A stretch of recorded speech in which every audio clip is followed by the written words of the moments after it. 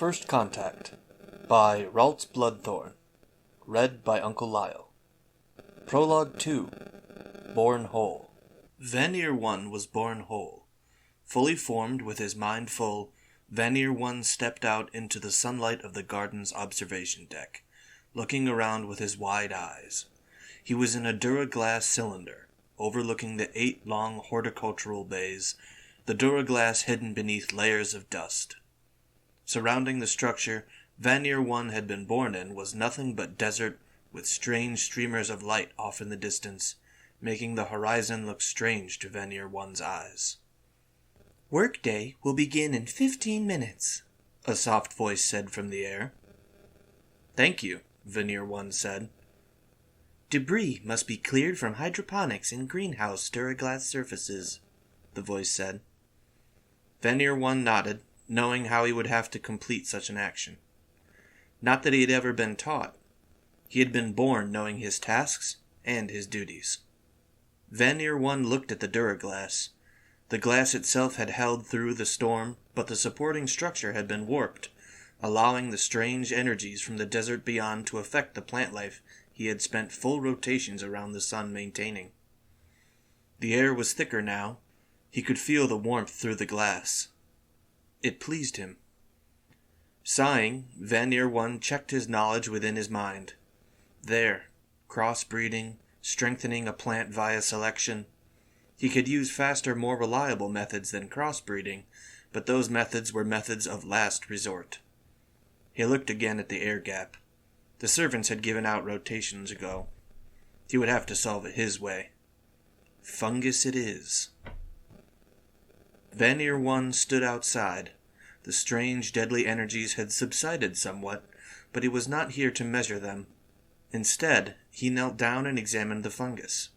It had spread, driving roots into the sand, feeding off sunshine as well as the deadly energies.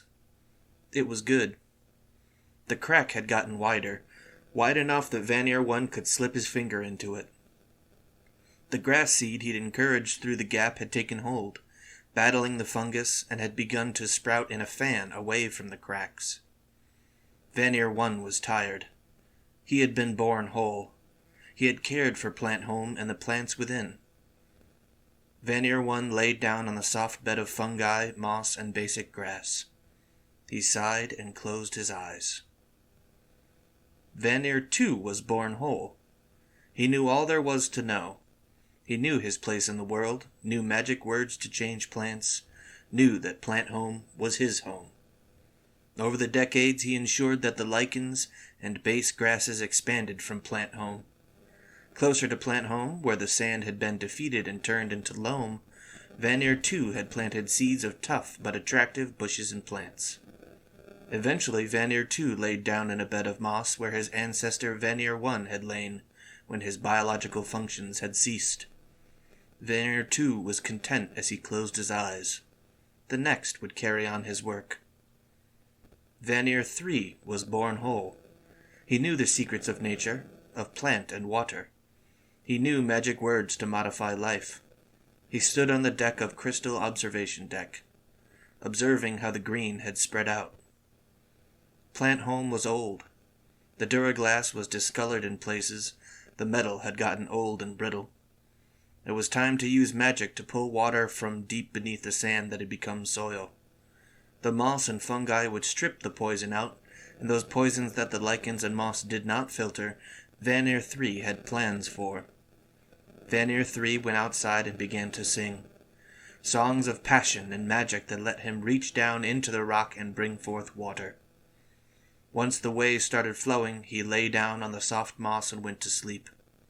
His work was done. Vanir 12 was born whole. He knew secrets of nature, of plant and water, of wind and rain, of magic and will. His pointed ears and wide, sensitive eyes were reflected in the small creature in front of him, who was yawning as the petals of the flower peeled back. The tiny creature was female, and it was her job to pollinate flowers. A perfect recreation of Vanir 11, who had used magic to create them. It had been Vanir 12's duty and pleasure to oversee her birth, and the birth of her sisters. She yawned, responded to his singing, and flew into his hand. She preened as he moved through the greenhouses of Plant Home. Happy with his success, Vanir 12 went outside the crystal walls of Plant Home and opened his hand, letting her sense the world around her. She was a queen. She had been born whole. She would fly through the air, now sweet to the taste and no longer choking those who tried to breathe it. Vanir 12 lay down on the moss and closed his eyes.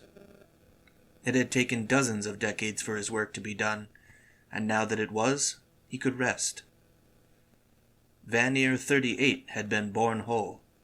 He knew secrets, magic, and how to alter life itself. Unlike the others, he knew what he was. He was a wood elf. He knew this because he had been born whole. It had rained the day before, without the acids that turned the plants to soup that soaked into the ground. The acids had been slowly dropping in strength, which meant that Vanir could start singing plants that were more fragile, more gentle. He had been born whole, but his time was nearly done. He sang to the fairies, who sang back and preened. He laid down and slept. Vanir 68 had been born whole. He knew the magic of plants and the secret songs of the Fae. He had traveled far from Plant Home, 4 days of walking. The Fae had danced and sang to him that they had seen something beyond their green lands, where the sickness sand spread out from the good healthy green. He pushed aside flowers and walked down grass, pleased at how far the green and plants had grown. 4 days' walk. In front of him he saw another wood elf. The first time he had never seen another of his kind. "I am Vanir 68, he said. "I am Damti 95, the other said. "I greet you. Am I the first you have met?" Vanir asked. Damti nodded. "Shall we exchange secrets, songs, and spells?" Vanir smiled. "Of course." Together they sang, telling one another their secrets. "Shall we merge our gardens?" Damti asked. "Yes," Vanir answered. Vanir walked back, feeling tired. He laid on the moss, and the fairies sang to him. It had been good. Vanir 129 was born whole. He knew the secrets of plants, the magic of songs, and the dances of the Fae. Plant Home was dying. Spells were failing. Songs were no longer answered. He had used the last of his magic to bring into being the little ones, covered in fur, covered in scale, covered in hide, flying ones, swimming ones, walking ones. He had cast the last spell, and the magic was dying as Plant Home died.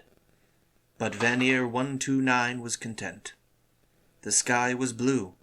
The stars no longer stripped the plants of their life. The sun no longer seared. The water no longer poisoned, and the air no longer choked.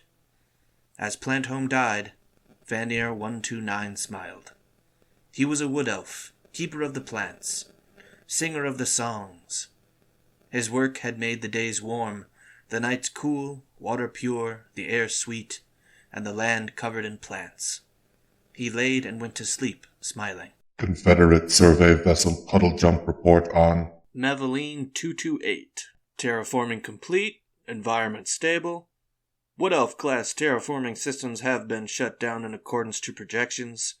Estimated time from beginning to full terraforming, 238.5 Solarian years. Looks like a project success. Nothing follows.